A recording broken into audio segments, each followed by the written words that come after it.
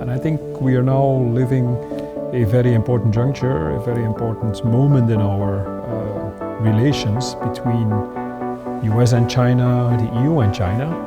And I think it's really key that the European Union tries to keep on its own positioning and not just be the junior partner of the US, but develop an own view.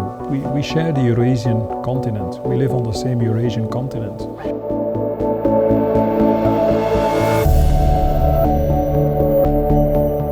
I've had the privilege to visit lots of places in China, and what I saw at the start was a overwhelmingly impressive deployment of infrastructure development, investment in roads and railroads and a high quality infrastructure.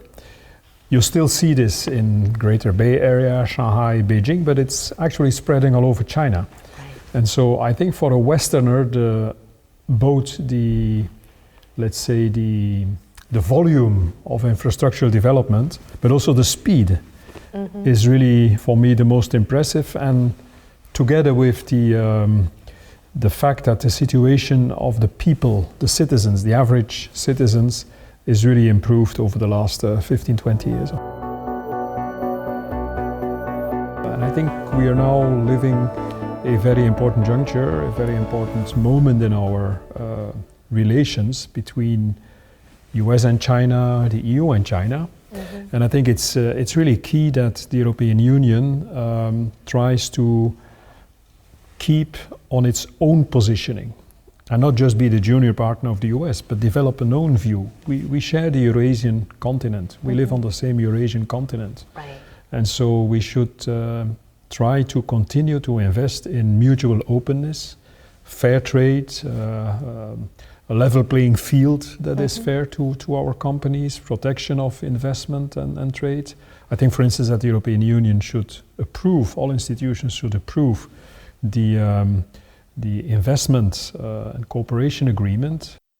The statements made by the Vice President of the European Commission in September about trade to say Europe strategically doesn't want to decouple from China, but we want to de-risk our supply chains. I think that's the right approach.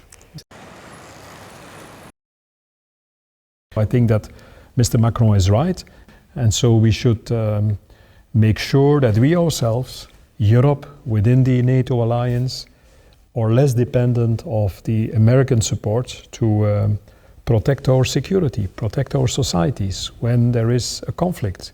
Europe is a small continent surrounded by instability. We should not rely on the US to protect our security. We should be able to do it ourselves, and this means to invest a little bit more in the means and the tools that you need to safeguard security. I think the key element is to look at the facts. The facts, the figures, and the reasons why things happen. I think that's fundamental to understand each other. It's not to believe in all slogans and buzz that is launched sometimes.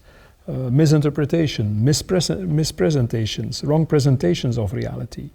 When we think about recent debates or recent statements that have been made about China's development of its military potential, for instance, I think it is normal that a nation like China tries also to give itself the means to defend itself and to defend its interests, like we do in Europe, like we increasingly have to do over the next years.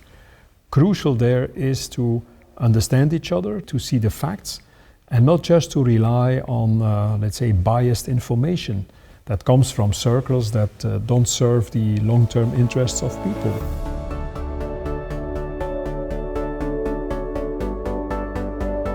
I think when you refer to vehicles, it is a fact of life and fact of history that in terms of fossil fuel-driven cars, American and European constructors, companies had a kind of were far ahead.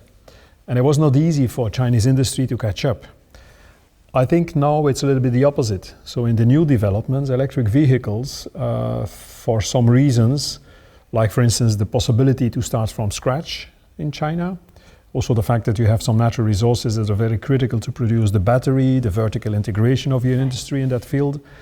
So for some of these reasons, in terms of electric vehicles, it's just the opposite compared to the old-fashioned automobile industry. And so you're ahead, and I think we still are trying to find ways to catch up. And our existing car industry, car assembly lines, that are also very present in China, they have now to re-engineer both their product, but also the way they produce their automobiles.